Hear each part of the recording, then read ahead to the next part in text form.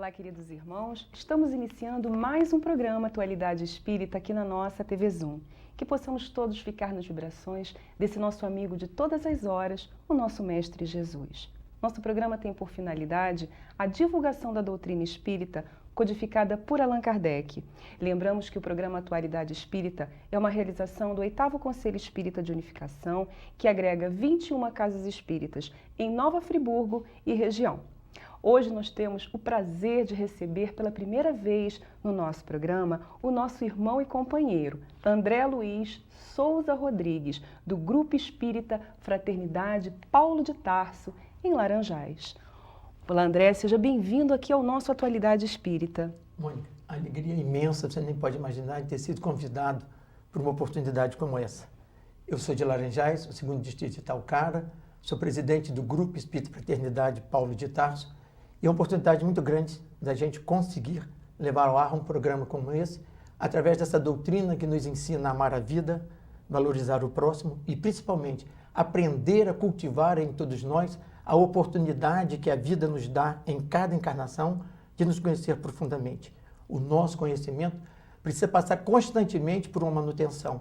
E esse programa que vai ao ar, em todos os lares que, por certo, chega, leva as pessoas a ter essa realidade dentro deles. Eles são mais capazes do que imaginam que são. É realmente um prazer ter você aqui. Nosso tema de hoje será elucidações doutrinárias. Todos que nos assistem sabem que o programa Atualidade Espírita traz sempre assuntos atuais, esclarecidos e abordados à luz da doutrina espírita. Então vamos aí tirar nossas dúvidas com um bate-papo com o André. André, qual o objetivo da encarnação? Mônica, você sabe que hoje uma das grandes discussões que existe é a respeito de encarnação. O objetivo da reencarnação é dar ao espírito uma oportunidade nova dele alcançar o que em vidas passadas ele não alcançou. É uma oportunidade dele ter, através do conhecimento novo e da convivência com aqueles irmãos com os quais for interrompido um período, de ele reestruturar todas essas oportunidades. E a misericórdia de Deus é tão grande que dará a ele a voltar dentro das mesmas situações onde ele tem condição de superar esses fatos. Um exemplo muito comum é aquele aluno que ficou dependente de uma matéria e que hoje precisa voltar ao banco escolar. Então, podemos usar o corpo como um banco escolar onde o espírito se acopla para ali ele ter condição de desenvolver os seus sentimentos. Porque você sabe que nós somos impulsionados pelos nossos sentimentos. E nós estamos encarnados para aprender a corrigir esses sentimentos. Porque, queiramos ou não, nós somos um sentimento, uma energia. E Jesus, sabendo de tudo isso, quando ele veio ao nosso planeta, que ele olhou para toda a humanidade, ele viu que o grande problema da humanidade era o lado afetivo. Então ele disse, amai-vos uns aos outros, para que nós pudéssemos desenvolver.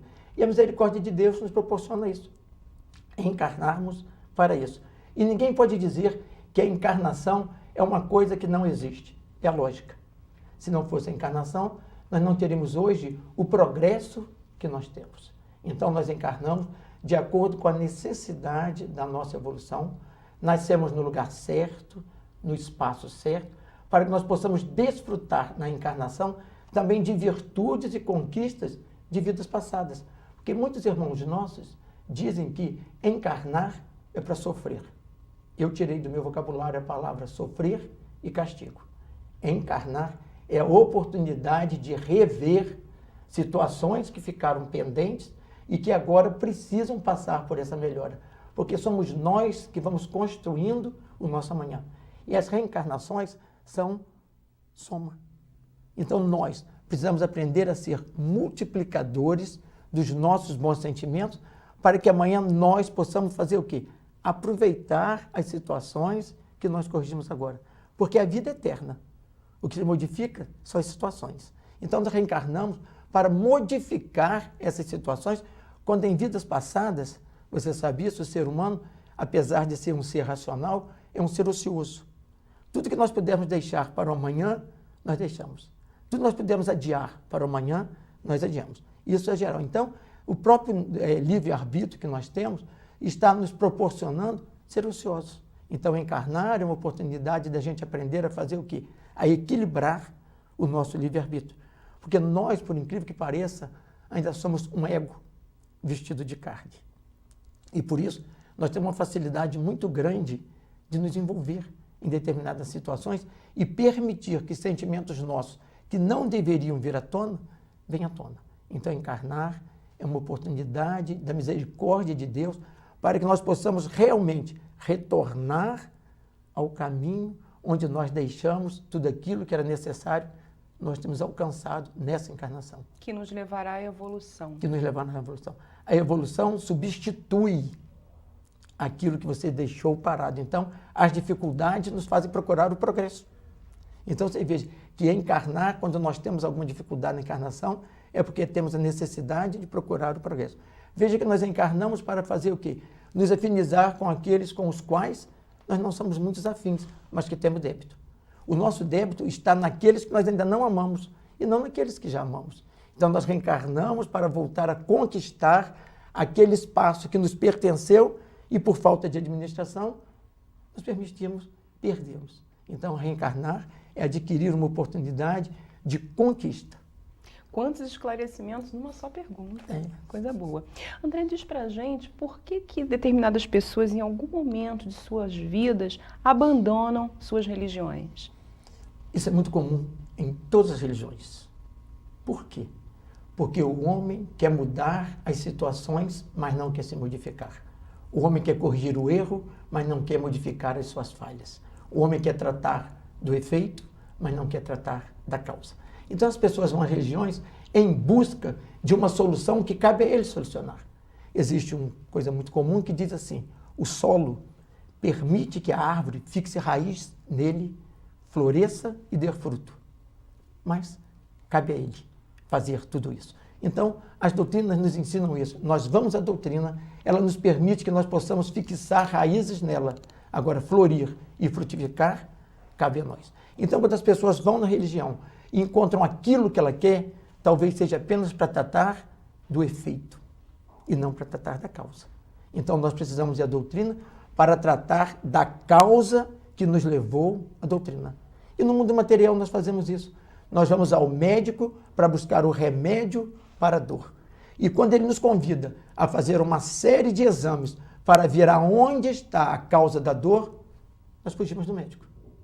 Nós tomamos um analgésico, aliviamos a dor, não voltamos mais. Então, quando você procurar uma doutrina, antes de você sair da doutrina, não diga que ela não te deu nada. Primeiro você tem que fazer um raio-x dos seus pensamentos, para saber o que você foi buscar. Você foi buscar equilíbrio, força para viver as situações que estão difíceis, ou você foi buscar um paliativo? Porque tem uma coisa muito interessante. Se você for uma doutrina, não pensa que ela vai modificar aqueles que te ferem. A doutrina vai te ensinar a não permitir que aqueles que te ferem venham abrir feridas em você. Isso é que nós precisamos fazer na doutrina. É verdade. Tem pessoas que buscam a vida inteira e nunca se encontram, né? Muito comum. Você vê de que grande parte da humanidade, na época do Cristo, procurava o Cristo como uma coisa paliativa. Acabou de resolver, não voltava mais. Quantos milagres o Cristo fez e ninguém voltou para dizer a ele nada. Apanharam o milagre e foram embora. Então, hoje, as religiões precisam fazer o milagre da palavra. Porque é essa palavra que nos transforma. A palavra é uma semente que precisamos regar com muita perseverança dentro de nós para transformá-la em atitude. Mas as pessoas estão apenas usando a oração, a presença nas casas religiosas como um grande medicamento. E, no entanto, o grande medicamento é o que ela vai ouvir na casa espírita e trazer para ela. Que vai promover a sua reforma íntima. Por isso que diz assim, que o bom espírita é aquele que vai à casa espírita. O verdadeiro espírita é aquele que traz a casa espírita para a sua convivência com os seus sentimentos, para depois ele aprender a colocar esses sentimentos nos outros. Primeiro, o aluno arranja o diploma, depois ele procura o emprego. Então nós precisamos primeiro apanhar o conhecimento e com esse conhecimento burilar os nossos sentimentos, para depois colocar em prática. Mas nós vamos às religiões e chega lá quando a situação começa a mudar, a nos cobrar, fugimos das religiões. Porque nós queremos muito mais o efeito do que o tratamento da causa. André, diz pra gente o que quer dizer a frase: a felicidade não é desse mundo. Essa é uma frase interessante. A felicidade não é desse mundo. Nesse mundo, nós temos uma grande parcela de felicidade. Se a gente levar mesmo em consideração, nós vamos ver de que nós temos poucos instantes não felizes e grandes instantes sem saber administrar a felicidade que possuímos. Tudo que nós já temos hoje são conquistas. Se você hoje olhar um aparelho que você tem em casa, você vai ver que você lutou para adquirir aquilo e te trouxe felicidade. Hoje, por você ter conquistado, você abre mão. Então, nós temos que lembrar, primeira felicidade que nós temos, estamos encarnados. É a grande chance de voltar a nos reeducar. Segundo, coisa que nós temos, grande oportunidade, nós somos racionais. E temos condição de modificar tudo isso. Mas como a nossa felicidade é vista com coisas materiais, nós chegamos a dizer que a felicidade não é desse mundo. Porque nós estamos sempre almejando alguma coisa que está distante daquilo que nós já possuímos. Queira ou não, nós ainda somos impulsionados em felicidade baseada naqueles que têm o que nós não possuímos, achando que eles são felizes. Felicidade é um estágio de alma. Seja na choupana, na casa bonita, a felicidade está em quem habita o lugar. A felicidade você leva para onde você está. Um determinado ponto da felicidade se chama pensamento, consciência tranquila. Mas a nossa felicidade ainda ficou baseada em coisas materiais. Então tem uma coisa que diz muito interessante, que diz assim, se queres ter a vida que merece, sai da vida que você tem. Se você sair da vida, da ambição de uma felicidade, fazendo projeto para uma felicidade no amanhã, vai ficar distante a sua felicidade. Porque o amanhã é sempre após um hoje. E você vai viver buscando. Não, ainda dá tempo de semear o que se quer colher no amanhã. Comece a semear agora a felicidade em você. Aprenda a amar a vida e situações que estão ao seu redor e dê a você a felicidade que você merece. Agradeça a Deus pelo que você tem e pelas oportunidades que a vida está te dando, você se relacionar com aqueles com os quais você ama. E aí você vai ver de que você é o grande responsável pela sua felicidade. Mas nós ainda somos administrados por terceiro. A nossa felicidade está no outro. Não. O outro é apenas um instrumento para nos burilar para isso. Por isso Jesus disse, amai-vos sem interesse, porque nós somos tão interessantes que você sozinha consegue se aborrecer. Olha como nós sozinhos conseguimos tirar a nossa felicidade. Verdade. Você para, pensa uma coisa negativa e você se aborrece. Daqui a pouco você está mal-humorado, sem conversar, sem dialogar com ninguém, você está insatisfeito. Porque nós ainda não sabemos administrar o que nós já possuímos. Então, a felicidade está proporcional à medida que cada um sabe administrar o que já possui. E nos abrindo sempre a possibilidade de uma felicidade maior, de um tempo maior. Até aqueles que nos ferem podem nos fazer felizes, se nós soubermos aceitar o modo dele. Porque nem todos têm o entendimento que nós temos. Então nós temos que lembrar, aquele que me fere é aquele que eu preciso tratar.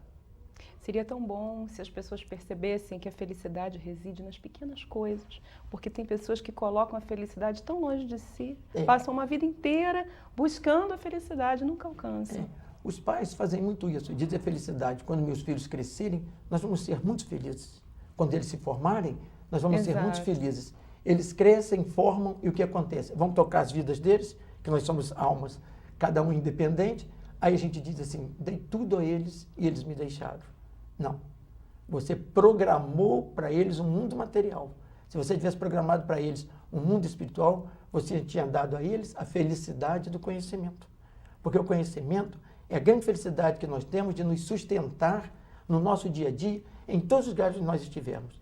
E nós precisamos lembrar isso. Porque no amanhã nós seremos só nós a cuidar daquilo de bom que nós levamos. Que as pessoas acordem, né? E não coloquem tanto si. Se eu casar, se eu separar, se eu tiver um filho, se eu comprar um carro, uma casa, eu vou ser feliz. E esquecem de viver o momento atual. É. Porque nós fazemos também uma coisa tão interessante. Nós queremos semear tão longe, esquecendo de colher os frutos que estão tão perto. Quanta felicidade existe dentro do nosso lar e nós não sabíamos. Às vezes, por isso que as pessoas dizem, eu era feliz e não sabia. E não sabia. Era realmente feliz. É porque não soube administrar o crédito da felicidade. O crédito de ter um lar para voltar, ter alguém para ouvir, ter uma roupa para vestir, isso. E nós somos ingratos. Então a felicidade fica difícil por essa nossa ingratidão. Veja de que nós passamos numa vitrine e olhamos para a vitrine, admirando aquilo e lamentamos não poder ter aquilo. No entanto, nós deveríamos olhar a vitrine e ver aquilo que nós queremos e agradecer a Deus pelos olhos perfeitos de estar vendo aquilo. Veja de que Deus colocou 4 estações para que nós pudéssemos aprender a estar nessas etapas diferentes e desfrutar de tudo isso.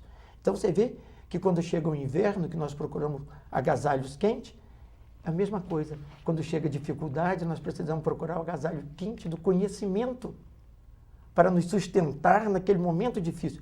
E logo depois do inverno, qual a estação que surge? A primavera. A vitória das flores, que passaram por aquele período anônimo para vir. Então nós precisamos saber isso, que depois da noite escura surgem os primeiros minutos de um novo sol. Então a felicidade existe se nós soubermos buscar a felicidade onde ela está e não fazer uma felicidade ilusória. Porque tem uma coisa interessante, a realidade não nos dá o que a ilusão promete, mas nós queremos o que a ilusão promete. Então nós precisamos viver a realidade, porque tem problemas que nós precisamos aprender a conviver com o problema, ter pulso. E tem problemas que nós temos condição de modificar os problemas. Então, nós precisamos aprender a fazer isso. Aí vamos encontrar a convivência, Essa questão, a felicidade. essa resposta nos remete até à questão anterior, porque muitas pessoas abandonam as religiões porque elas querem fórmulas prontas. Fórmulas prontas. André, diz pra gente qual a nossa verdadeira propriedade. A nossa verdadeira propriedade está nos nossos sentimentos, no nosso eu.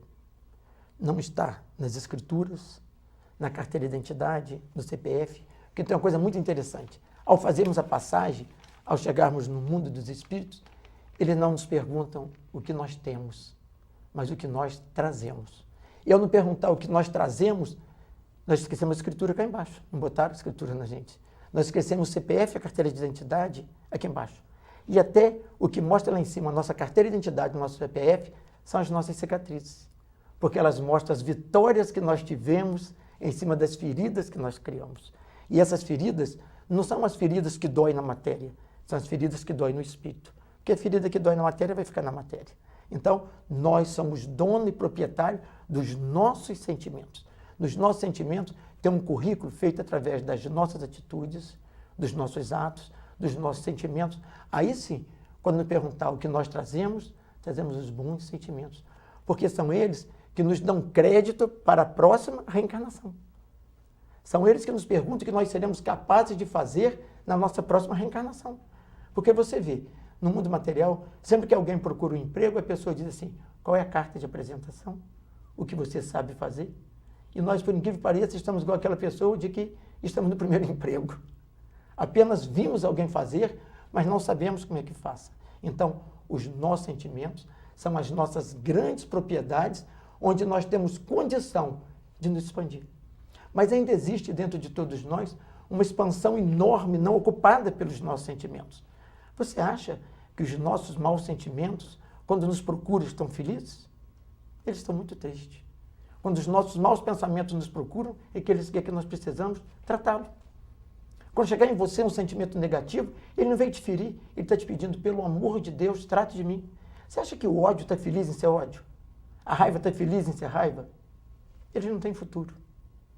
Então, quando eles nos procuram, eles estão nos pedindo socorro. Aí está na hora de você fazer o quê? Despertar o teu sentimento. Para que os teus bons sentimentos equilibrados possam dialogar. E tem uma coisa interessante. Dentro de nós existe um banco onde estão dispostas as virtudes e as falhas. E nós precisamos rodar e botar os dois de frente, para que eles possam dialogar. Deus nos deu a voz para que nós precisamos aprender a dialogar com os nossos sentimentos. Mas o que acontece quando nós vamos dialogar com os nossos sentimentos, nós temos razão. E ao contrário, quando nós vamos dialogar com os nossos sentimentos, nós não temos razão. Então nós precisamos saber assim, a situação que aconteceu agora, qual o sentimento que vai ser despertado?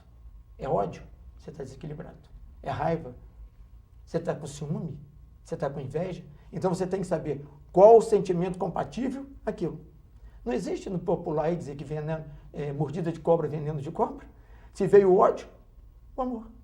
Existe dentro de você. Então não existe essa impossibilidade de você não ter o tratamento. O que está faltando é você acionar em você esse tratamento. Que, por sinal, os tratamentos são bem homeopáticos, né? Nós vamos ouvindo, eles vão entrando no nosso ouvido e vão aprendendo a nos tratar. Quer ver outra coisa interessante? O corpo que Deus nos deu nos permite uma coisa interessante. O corpo, você tiver um machucado, dentro de pouco tempo você nota de que ele começou a se compor de dentro para fora. Dentro de pouco instante você olha um machucadinho, e o conhecimento é a mesma coisa, ele é de dentro para fora. E a farpa que entra no corpo é de fora para dentro. E o que entra no nosso corpo é de fora para dentro.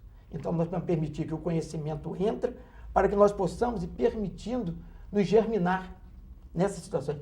Está faltando apenas a gente aprender a regar os nossos sonhos.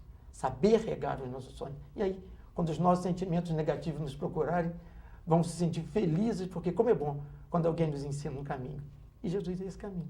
Que coisa bonita, que possamos chegar ao plano espiritual, que é a verdadeira vida, ricos de bons sentimentos. André, diz pra gente, nesses dias conturbados em que vivemos, como lidar com os nossos sentimentos? Mônica, hoje os dias são conturbados porque nós precisamos mudar um fato que existe em todos nós. As nossas emoções estão se tornando acumulativas. Porque ninguém pode dormir feliz e levantar triste. Ninguém pode dormir alegre e levantar chorando. São acumulativas. Você começa a somar hoje atitudes e permitir arquivar tudo isso em você. Então, o que acontece? Quando a situação vem à tona, você explode. E aí fica difícil. Uma bolsa com muitas coisas, você não acha o que você procura. E aí vem na hora, você começa a orar, mas os seus sentimentos estão tão vagos que a oração fica em você. Então, nós precisamos aprender a lidar com os nossos sentimentos colocando em prática. Porque nós não colocamos os nossos sentimentos em prática. Nós amamos as mesmas pessoas, nós não gostamos das mesmas pessoas, nós temos as mesmas ideias. Então, nós precisamos mudar essas ideias.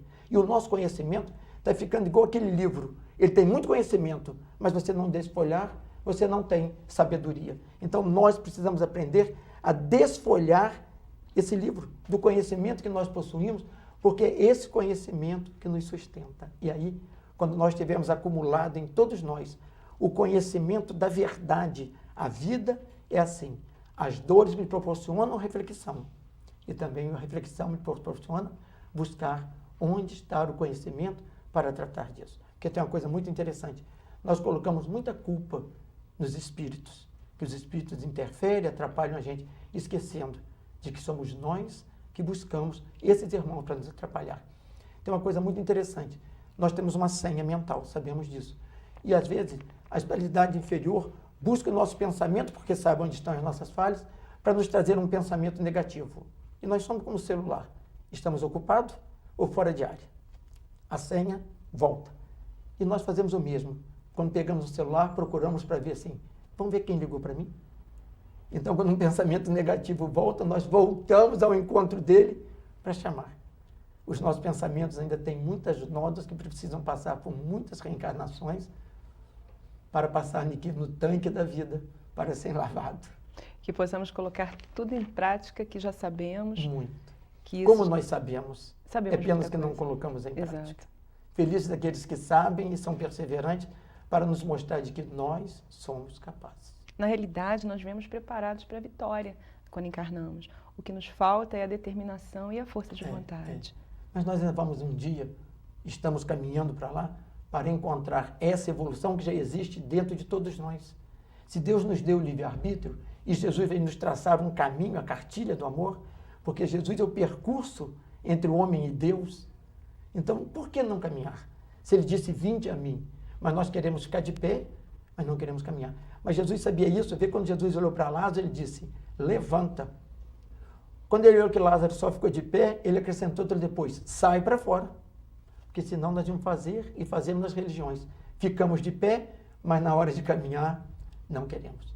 E se permanecermos em pé no mesmo lugar, nós vamos criar uma cova que depois, quando quisermos sair, não saímos.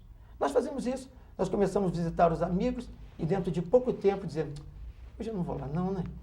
E vamos nos afastando de tudo isso. Nós nos afastamos do conhecimento. Por quê? Porque nós afastamos das pessoas e das situações. Nós, às vezes, achamos que nascemos só para resolver nossas situações. Não. Nós nascemos para resolver as situações dos outros, porque fomos nós que criamos situações neles. A gente só não lembra. Não lembra. Aqueles que não nos amam, será que é porque nós amamos ele e ficou com raiva? É porque nós não o amamos. Aqueles que nos ferem, será porque nós temos alguma coisa boa a ele? É porque nós o ferimos. Então, nós precisamos aprender a fazer isso. Retocar a cada dia essa sementeira através do nosso conhecimento. É difícil? É. Mas toda planta bem regada germina. Já nos dizia o nosso querido Mestre Jesus, eu sou o caminho, a verdade e a vida. Ninguém vem ao Pai senão por mim. Por que não então caminhar? Vamos caminhar. André, nós estamos encerrando o primeiro bloco de perguntas do nosso programa. Vamos então agora para um breve comercial e retornaremos logo a seguir. O homem que é conduzido ao mal pela posição que lhe é dada pelos seus semelhantes é menos culpável que aqueles que lhe são causa, porque cada um carregará a pena, não somente pelo mal que haja feito, mas do que haja provocado. Estamos retornando ao segundo bloco de perguntas do nosso programa. Nosso convidado de hoje é o irmão André Luiz Souza Rodrigues, do Grupo Espírita Fraternidade Paulo de Tarso, em Laranjais. E o nosso tema de hoje, elucidações doutrinárias. Vamos continuar então as perguntas. André, o que representa a oração para o espírita? Mônica, a oração é uma oportunidade que nós temos de conversar com a espiritualidade, conversar com Deus. Mas Jesus já havia nos avisado a respeito vigiai e orai. A maior oração é a atitude, onde nós precisamos pautar a nossa vida dentro da caridade, do apoio ao semelhante, porque Jesus já disse, toda vez que ajudar e socorrer o necessitado, é a mim que está ajudando. E para orar, às vezes, nós queremos compensar essa caridade e passamos a orar. Orar é saber perdoar. Orar é saber entender o próximo. Orar é parar na rua e dar atenção àqueles que nos procuram, tão afoito com as suas situações e que nós não achamos. Orar também é descobrir, atrás daqueles olhares tão bonitos, daquela aparência tão bonita, alguma coisa que você possa levar. Orar, às vezes, é uma única palavra, dizer como você está bem. Como o dia está bonito, você já notou? O que você fez de melhor hoje? Orar é despertar no outro o interesse pela vida. E nós precisamos, ao orar, saber o que nós estamos sintonizando. Porque, geralmente, nós oramos para corrigir uma falha. Então, nós precisamos vigiar antes de fazer essa oração. A oração, você entrar em contato com Deus, não é para mostrar suas falhas, nem pedir que Ele te corrija as falhas, mas mostrar a Ele que você corrigiu. Orar é corrigir as nossas falhas. Aprender a ser vigilante nessas situações. Porque nós erramos sempre na mesma tecla. Que coisa impressionante isso, né? Nós sabemos e erramos. Nós somos sempre vigilantes naquela situação que nós já erramos ontem. Então, quando você for orar, veja como Jesus já disse, se você tem alguma coisa no seu coração, ore no silêncio da sua alma, para que você possa pensar realmente aquilo que você está orando. Quando nós passarmos a orar oferecendo o que nós possuímos, orar é oferecer utilidade. Dizer, Senhor, o que tenho de bom que pode atirar em mim e distribuir com todos aqueles que estão no caminho? Não só aqueles que eu feri, mas aqueles que precisam de oração. Coloque no meu caminho alguém onde eu possa ter perseverança, paz, levar a eles palavras de conforto. Veja que Jesus orava auxiliando o próximo. Nós não precisamos nos ausentar de tudo que nós fazemos para conversar com Deus. Deus é uma centelha que está em todos nós. Então, basta pararmos e conversar. Mas nós aprendemos a achar que orar é um monólogo enorme. Não, orar é um diálogo curto. Senhor, eu estou aqui, o que queres que eu faça? Paulo disse isso a Jesus. Foi a maior oração de Paulo, foi aquela hora que ele caiu do cavalo. Senhor, o que queres que eu faça? Ananias também. Ananias. E ele vai te dizer uma coisa muito simples. Visite o Cristo que você fez, que você feriu no seu semelhante. Leve a ele o perdão. Então, porque nós ainda ferimos o Cristo que existe no nosso semelhante. E nós precisamos, através da oração, da atitude, despertar o Cristo que existe dentro dos irmãos. E que ele está amoitado porque eles têm medo de falar alguma coisa e a gente ferir. Então, orar é essa oportunidade que você tem de conversar com um Deus vivo que está dentro de você. Porque nós notamos Deus em todas as vidas que estão ao nosso redor. A nossa própria inteligência nos mostra a presença de Deus em tudo. Você vê quantas vidas se criam e se transformam em nosso benefício. Quanta inteligência Deus deu ao homem para que o próprio homem possa usufruir de tudo isso. A maior presença de Deus na humanidade está o avanço da tecnologia, para que Deus possa dar ao homem o conforto para que o homem possa ir descobrir o Pai. Você já imaginou um dia, quando os exércitos não treinarem homens para a guerra? Que maravilha! Que coisa boa, né? Então, quando você ouviu dizer de que um país atacou o outro para socorrer, 100 mil homens desembarcaram em tal país, carregando mochilas de alimento, cinturões de remédio, e livros, e fé, e boa vontade e caridade, para dar àqueles irmãos necessitados um motivo para ter vida. Porque grande parte da humanidade, dos países distantes na África, estão perdendo o motivo de ter vida. Por quê? Porque Deus age no homem através do homem, e o homem está agindo neles para massacrar. É verdade. Então, já imaginou? Desceu em tal lugar uma caravana de irmãos para auxiliar. E as armas? Serão a fé, o conhecimento, a autoestima. E aí, a grande oração. Aí o nosso planeta está passando por uma regeneração, já o final da regeneração. Mas hoje, quando nós vivemos em busca do poder, o homem é notado ou pela condição financeira ou pelo medo. Então, não, nós teremos que ter notado por quê? Pelo despreendimento que nós temos, que o verdadeiro espírita não tem despreendimento. Ele nem valoriza dizer, estou dando porque isso não me faz falta. Não, estou dando o que me faz falta porque é necessário. Então, um dia, nós passaremos por isso. Então, a nossa oração será igual a do Cristo. Eu e o Pai estamos constantemente ligados. Por quê? Pelas obras. Como é bom quando você está aprendendo alguma coisa e alguém vem te ajudar a fazer aquela mesma coisa. Então, nós espíritas precisamos fazer das nossas atitudes as nossas preces. Porque tem uma coisa que diz assim, os espíritas serão conhecidos por muitos se amarem. Espírita, amai-vos e instruí-vos. Então, é muito importante amar, mas a instrução nos ensina a corrigir. Então, nós precisamos disso.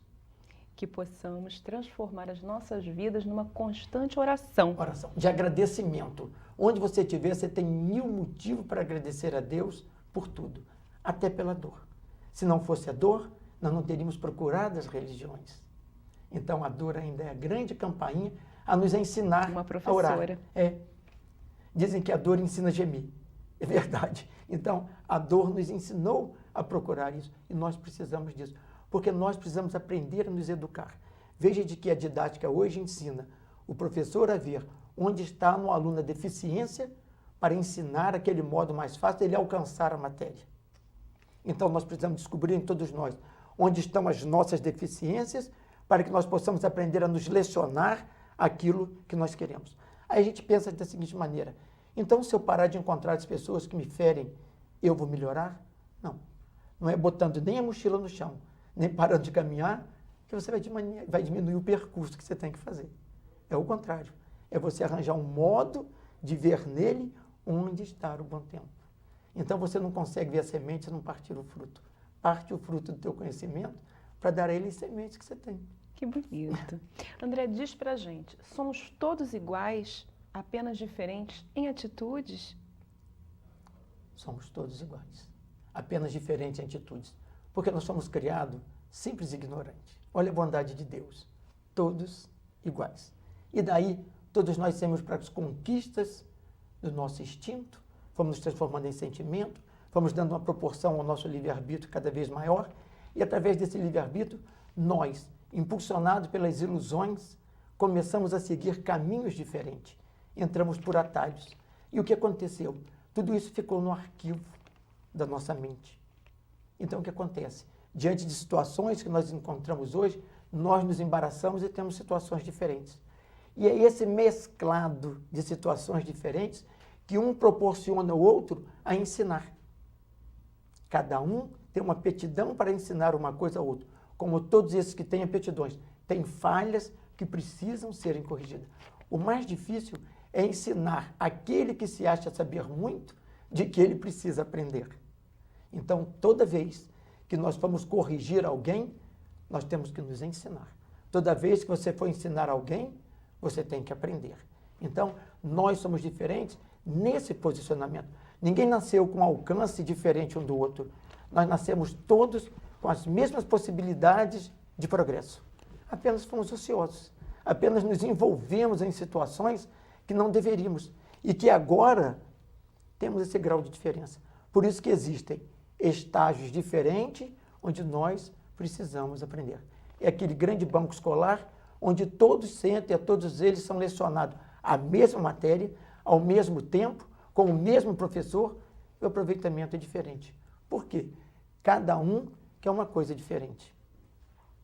Na realidade, todos podemos dar alguma coisa. Isso. Não há quem não possa dar um pouco de si. André, nosso tempo infelizmente já está acabando, passa muito rápido quando a conversa é boa, como essa que a gente está tendo. Só que antes da gente terminar, eu gostaria que você dissesse para a gente, se você poderia dizer alguma coisa a respeito da vida. A vida é a grande oportunidade que Deus nos deu. E nós precisamos aprender a agradecer a vida. Veja de que de manhã nós levantamos e encontramos as pessoas que nós amamos e queremos tratá-las com todo carinho. Bom dia, um beijo. Como você está bem? Essa roupa ficou bem para você? O que você vai fazer? Vai com Deus. E nós vamos fazer isso com a vida. Levantar e dar bom dia à vida. Saudar a vida porque ela é a nossa companheira eterna. Você veja que a vida parece se modificar para nos agradar. Tem o dia, tem a noite, vidas. Então nós precisamos disso. E tem uma poesia que eu psicografei uma vez, que eu sou poeta psicógrafo, que se chama Bom Dia Vida e presta homenagem à vida. Se você me permitir. À vontade, vai ser um prazer para a gente. A poesia diz assim: eu venho na busca de um tempo, nas asas do vento, no espaço do destino. Sou menino no amor, sou enfim cantador, poeta amante da vida, da flor, da prece do amor. Quero louvar o dia, bater palmas para a alegria e abraçar você que não vê como eu vejo tudo. Acorda. É hora, é tempo e o lugar é aqui. Se acha que já morreu, corta o passado, brote outra vez. Faça do seu sorriso uma bandeja e o sirva como cerveja, embriagando a vida. Tem que ser forte. Saber evitar a morte do desejo e da vontade. Tem que rir, cantar, agradecer por você, por mim e por nós. Faça da vida um hino, um momento de paz.